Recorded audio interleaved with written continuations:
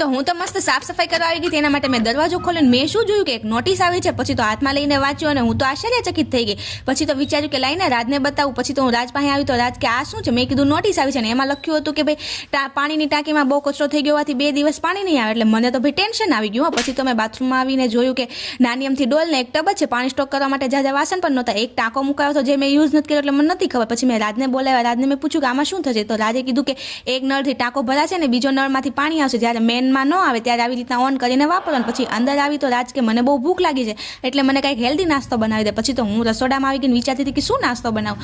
પછી યાદ આવ્યું કે હા મેં ચણા પલાળ્યા હતા તો જો મસ્ત ચણા પલળી ગયા છે ને આપણે જ પલાળેલા ચણામાં ખાલી 2 સીટી મારશો એટલે મસ્ત બફાઈ જાય. અને પછી તો જો મેં આમાં ગાજર ડુંગળી ટમેટું સુધારી દીધું. તમે બીજા વેજીટેબલ પણ નાખી શકો છો જેમ કે કાકડી કોબી. અને પછી તો મેં મરચું ધાણા જીરું મીઠું અને થોડુંક લીંબુ નીચવીને મસ્ત ખાટા મીઠા એવો નાસ્તો બનાવી દીધો. અને સૌથી પહેલાં તો મેં મારા દેવરજીને આપી દીધો ટેસ્ટ કરવા માટે. અને પછી તો આવી ગઈ હતી રાજ પાસે. રાજને આપ્યા. મેં કીધું ટેસ્ટ કરીને કહો કે ભાઈ કેવા છે? તો રાજે તો ટેસ્ટ કરીને કે બહુ મસ્ત બનાવ્યા છે. તો પછી તમે આવો હેલ્ધી નાસ્તો ખાવ કે નહીં મને કમેન્ટ કરી દેજો. અને પછી તો રાત પડી ગઈ હતી ને મેં જમવાનું કાઢ્યું હતું ને આ બે જો ફુગાની રમત ચડી ગયા. એ તો ભલે તમે પણ મને તો નીચે પડેલા ખાવાની ટેન્શન થાય છે કે કંઈક આ ઢોળે નહીં. પછી તો બે જો કુંફુ કરાટાની જેમ રમતા હતા. તો તમને આજનો મારો મિની વિલોગ કેવો લાગ્યો એ કમેન્ટ કરી દેજો. ના હોય તો ચેનલને લાઈક સબસ્ક્રાઈબ એન્ડ શેર કરવાનું ના ભૂલતા. તો હવે મળીએ આપણે નેક્સ્ટ મિની વિલોગમાં. આજ માટે બસ એટલું જ. રાધે રાધે ગાઈસ.